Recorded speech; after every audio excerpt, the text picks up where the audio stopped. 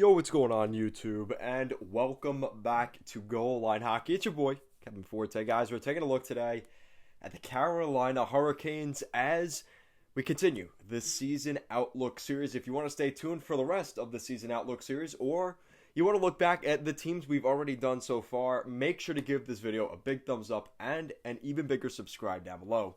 So let's get right into the Carolina Hurricanes. So we're going to take a look at some of their additions and then some of the guys that they lost this summer. So we're going to start off with some of the guys that they lost this summer. Morgan Geekie was the first. He went to the expansion draft, Seattle Kraken. So Morgan Geekie is no longer a member of the Hurricanes. Brock McGinn left in free agency. He is now a member of the Pittsburgh Penguins. They lose a little bit of grit and truculence, which now heads to Pittsburgh. Warren Foegele, kind of part of that same equation. He was traded to the Edmonton Oilers for Ethan Bear, so we'll get to that later on. They also traded left shot defenseman Jake Bean. He is now a member of the Columbus Blue Jackets. They traded him for a second round pick. They also traded some goaltenders, or let some goaltenders go. 3 goaltenders, in fact. Alex Nedeljkovic traded to the Detroit Red Wings. Peter Mrazek, free agency, now member of the Toronto Maple Leafs. And James Reimer goes to free agency, a team that he was with actually back in the day, the San Jose Sharks. So a couple pretty interesting departures in Carolina. So let's take a look at some of the guys they've added. They added Derek Stepan. He's a good free agent. He's played in the Arizona organization, the Ottawa Senators. He was with the New York Rangers for a little while, but Derek Stepan now heads to Carolina. And the Rangers, a lot of former Rangers are now on the Hurricanes, as you'll find out in a minute. Ian Cole left the Minnesota Wild. He was with the Avalanche for the beginning of the season, got traded mid-season to the Minnesota Wild from Colorado, and things just didn't work out. They have replaced him with Goligoski, so Ian Cole comes into Carolina. Ethan Bear, who they traded for with that Warren Foegele move with the Oilers, Ethan Bear comes in. Tony DeAngelo, the right shot defenseman, comes in via free agency. The New York Rangers had bought him out earlier this summer. They also bring in left shot defenseman Brendan Smith, another former New York Ranger, and he now is a member of the Hurricanes. Freddie Anderson, the former goaltender of the Toronto Maple Leafs, he is now a goaltender and probably the starter of the Carolina Hurricanes in the fall. A complete overhaul of the goaltending in Carolina, led by Freddie Anderson, and they also brought in Antti Raanta from the Arizona Coyotes in free agency.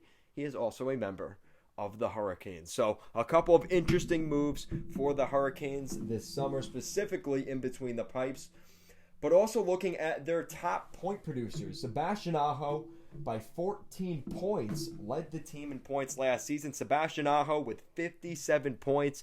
You have guys like Vincent Trocheck, Andrei Svechnikov, Dougie Hamilton, who I forgot to mention as a departure. Yes, he is now a member of the New Jersey Devils. Dougie Hamilton is out. Martin Necas comes back. Jordan Staal comes back. Nino Niederreiter, Brett Pesce, Warren Foegele, no longer there. So they definitely have a couple of guys that they are going to miss. It's interesting what they did with the defense, because I thought for sure Jake Bean was going to stay in Carolina and continue to develop with some of these other guys, but that is not the case. The Carolina Hurricanes are pretty much selling themselves on Jacob Slavin and Brady Shea on that left side. So they kind of married themselves to that roster. We'll see how it pays off for them. But definitely an interesting move, to say the least, from the Hurricanes. And a lot of people would argue that the Hurricanes took the cheapo route, which is kind of part of the thumbnail. You know, Tom Dundon pretty much tells, the management, listen, give him this offer, and if he doesn't accept it, he's getting traded. That's pretty much what they did with Nedeljkovic. They did it with Warren Foegele. They did it with Brock McGinn. They did it with Jake Bean. So there's reason to believe that maybe they were cheapening out. And we'll see how it pays off for the Carolina Hurricanes. Will it lead to more success next season? But looking at their salary cap, they do have $12.3 million left in cap space. Now, they don't necessarily have that much cap space because they do have to re-sign 21-year-old sniper Andrei Svechnikov. He is a restricted free agent right now, and probably by the time this video comes up, I'm sure he will sign. But as of right now, Andrei Svechnikov is a restricted free agent, and we'll see how this ends up working out for him and the Carolina Hurricanes. But hopefully it ends in a nice contract for Svechnikov, which I'm kind of assuming it will. And they'll still have a little bit of cap space left over. Now, there are some guys that are pending free agents next year. They kind of have to win right now. I mean, you look at some of these guys. You have Nino Niederreiter, Vincent Trocheck. Those are some pretty big names. Martin Necas is going to get a big extension next year. So this isn't necessarily going to be the team that we see next year. They're going to have to pay some of their big boys. One of them being Martin Necas, who has been very good with the Charlotte Checkers in the American Hockey League and now will be a huge part of the Carolina Hurricanes under Rod Brind'Amour. So now my predictions. Do the Carolina Hurricanes get back into the Stanley Cup playoffs? I think they had it. No disrespect to the Central Division last year. They had it a lot easier in the Central Division. You had a team like the St. Louis Blues. Well, the Blues, were they in that division? I think they were. Forget that part. The Minnesota Wild, they were kind of rebuilding a little bit still, right?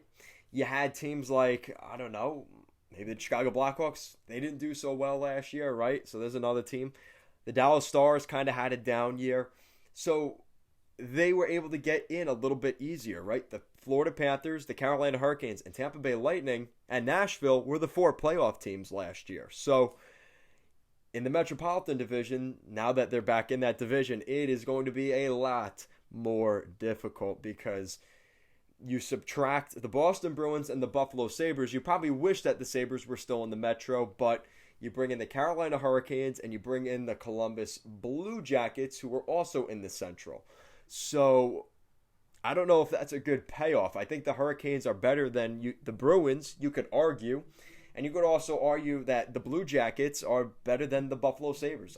I think pretty easily you could say that. So with that said, you're looking at the New York area teams, right? The Islanders and the Rangers, 2 teams that are definitely going to be disappointed if they don't make the playoffs.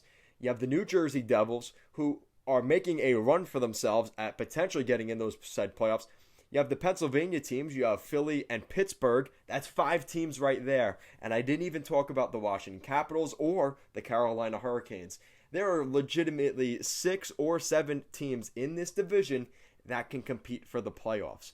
And the only team that I really don't think is going to be a factor is possibly the Columbus Blue Jackets.